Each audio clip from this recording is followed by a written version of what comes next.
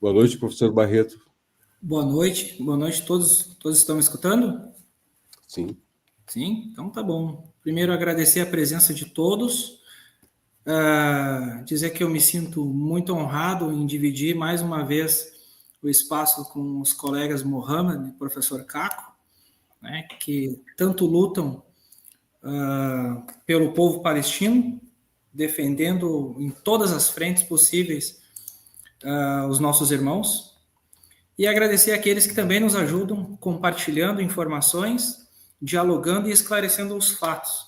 Essa é uma noite muito importante, é uma noite onde nós vamos refazer um caminho histórico, não somente da data da Nakba, há 77 anos atrás, mas também explicar que a Nakba ela é um momento histórico, trágico, uma catástrofe, mas que ela é um ponto em uma linha de acontecimentos que foi sistematicamente pensada e continua em curso. A gente precisa deixar claro, a Nakba ela não terminou, ela continua em curso. Então, eu vou compartilhar aqui um material que eu preparei para essa nossa introdução.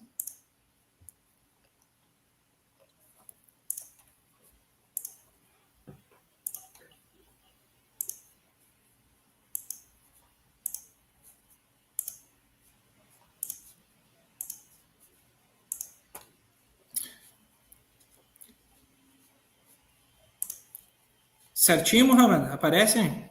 Certinho, está aparecendo. Então, o que eu estava falando? Nesta noite, nós, do Comitê pela Paz na Palestina, contra o apartheid e o genocídio, nós nos reunimos para um dever de memória, para uma reflexão crítica da história do povo palestino. Nós nos reunimos para honrarmos os mártires da boa luta e da boa causa em defesa dos nossos irmãos e irmãs da Palestina.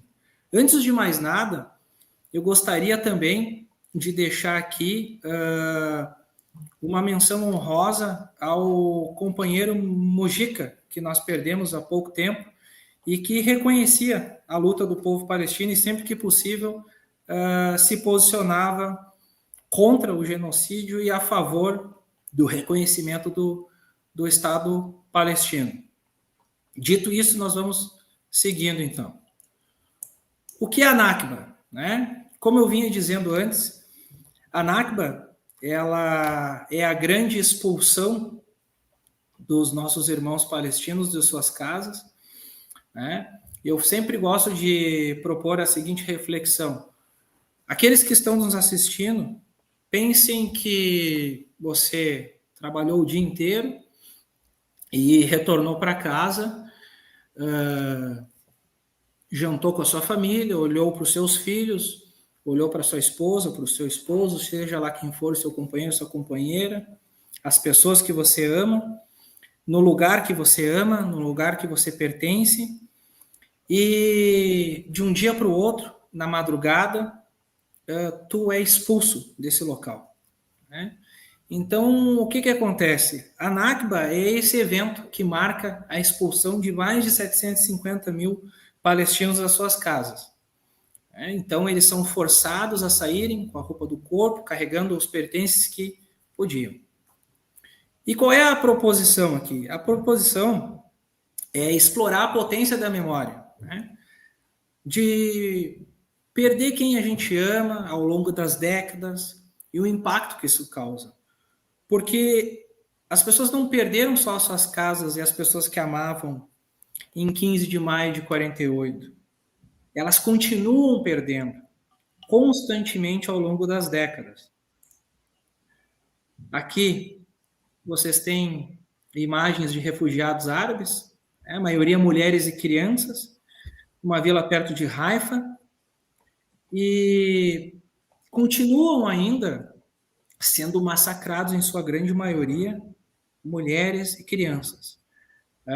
Vale a pena aqui repetir o dado de que corre-se o risco de termos 14 mil mortes de recém-nascidos em Gaza por inanição, por fome. Né? Então, aqueles que estão nos assistindo e que toda noite podem dar um beijo no seu filho, dizer eu te amo, cobri-lo, alimentá-lo. Quero que se coloquem no lugar, façam esse exercício de memória. Aqui mais imagens dos refugiados palestinos, a Nakba, em 48. Né? Vocês podem observar famílias, crianças, bebês de colo. Aqui imagens dos dias atuais, né?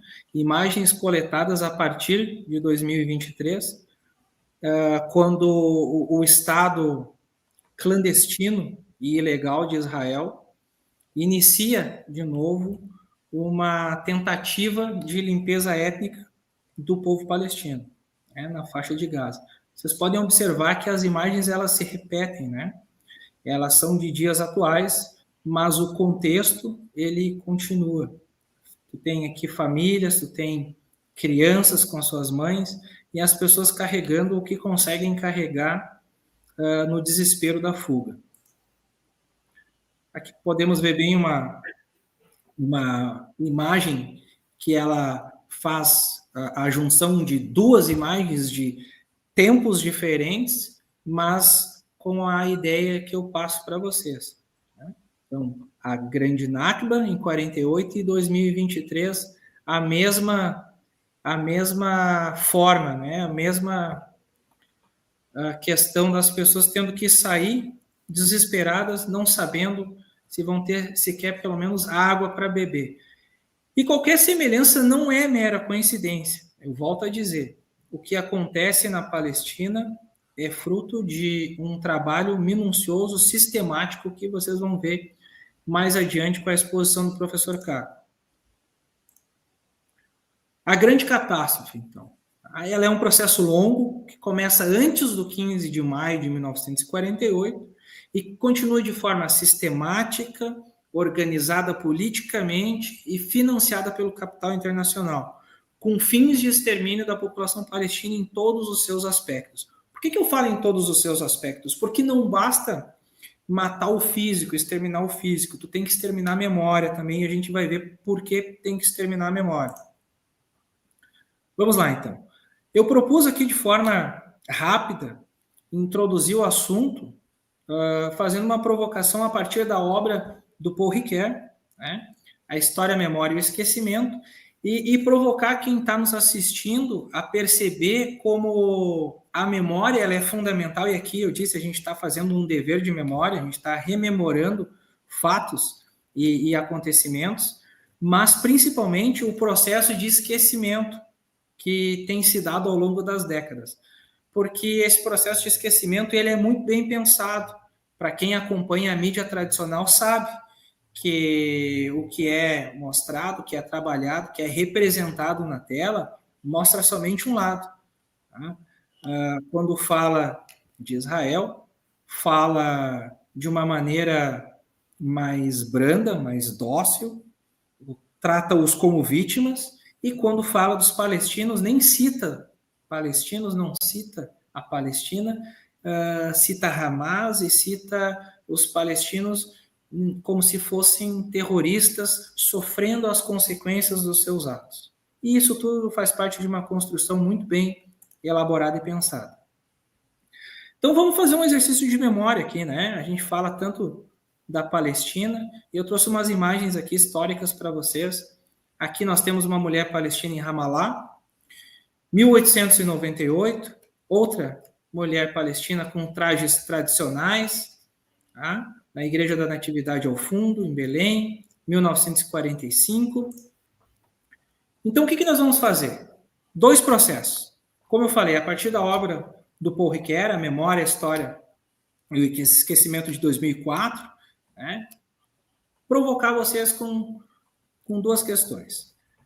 Essa obra, ela passa um roteiro para que tu lide com a memória, mas também que tu consiga usar ela como uma ferramenta, não somente de lembrança, mas uma ferramenta também de posicionamento político, de combate, e principalmente que te auxilie para que não se apaguem crimes como a Segunda Guerra Mundial e crimes como o genocídio em andamento do povo palestino. Memória e esquecimento, então. A gente precisa lembrar que a história é uma narrativa construída sempre da seletividade e organização da memória. Vou dar um exemplo. Né? Uma grande batalha, um soldado de linha de frente, ele vai contar a sua história sobre o combate, a guerra, e o general que está lá atrás vai contar a sua história. Ambas histórias estarão totalmente diferentes, a narrativa vai ser totalmente diferente sobre o mesmo fato. Então, o que eu quero dizer? A história ela é uma narrativa construída a partir da seletividade e organização da memória. Nesse processo de seletividade ocorrem os usos e os abusos do esquecimento, que é a parte fundamental da construção da memória, que vai produzir essa narrativa histórica. Tá? Então, o que nós vamos fazer essa noite? Analisar criticamente os usos do esquecimento, especialmente quando em contextos políticos. E o permanente alerta sobre os perigos do esquecimento, de esquecermos eventos como crimes e injustiças. O processo coletivo de esquecimento construído sistematicamente nos ambientes mais diversos. Há pouco tempo também, para mais um exemplo, a grande discussão acerca, e volta e meia ela aparece de novo, sobre a ditadura militar que houve no Brasil entre 64 e 85, em que alguns grupos insistem em fazer um trabalho de apagamento histórico de fatos, e principalmente alegando que o período não foi como se fala, não teria sido uma ditadura, teria sido uma suposta revolução, né? E isso reacendeu com o filme, ainda estou aqui, vencedor do Oscar, que faz um trabalho a partir da produção imagética da memória com o cinema para rememorar, para relembrar. E isso incomodou. Assim como incomoda os comitês pró-Palestina ao redor do Brasil e do mundo e as manifestações de denúncia do processo que vem em andamento do genocídio dos nossos irmãos. Aqui nós temos mais uma foto, então, né, de um flautista. Ele está tocando o manai, né, em algumas grafias se escreve como Ney, é uma flauta de cana ou junco, né, de 1925, essa foto, e demonstra a cultura riquíssima, né, da Palestina, com a sua música. Aqui um selo postal, de 1938, também. Deixa eu encerrar aqui. Parar a tela, retornar. E o que eu quero dizer? A partir de agora, então, nós vamos fazer uma caminhada coletiva histórica. Vai se iniciar pelo professor Caco e finalizando com o Mohamed. Relembrando, reafirmando aqui, os perigos do esquecimento. O Ilan Papé, né? Para nós encerrarmos aqui essa introdução, o Ilan Papé na limpeza étnica da Palestina, se vocês me permitem, eu vou fazer a leitura do que ele define como memoricídio, que vem muito de encontro a esse apagamento sistemático da memória, né? E esse perigo do não lembrar mais, mas principalmente do uso político do apagamento da memória que o Paul Ricoeur ele aponta. Então eu vou ler para vocês aí. Definição de memoricídio. O memoricídio inclui principalmente a destruição de propriedades físicas, como prédios religiosos, escolas, casas, cemitérios, estátuas e similares, e uma tentativa de apagar a história dos antigos habitantes. No entanto, ela tem outras dimensões mais sutis, mas igualmente iníquas, como renomear lugares como vales, cidades, ruas e rios. Isso é feito para que a terra reflita a cultura do opressor, enquanto a memória do povo oprimido desaparece. Então eu encerro dizendo que o que nós estamos fazendo nessa noite é rememorar os nossos irmãos palestinos, relembrar os seus feitos, a sua história e trabalhar a partir de uma perspectiva totalmente mostrada na mídia tradicional. Gostaria de agradecer mais uma vez a todos os presentes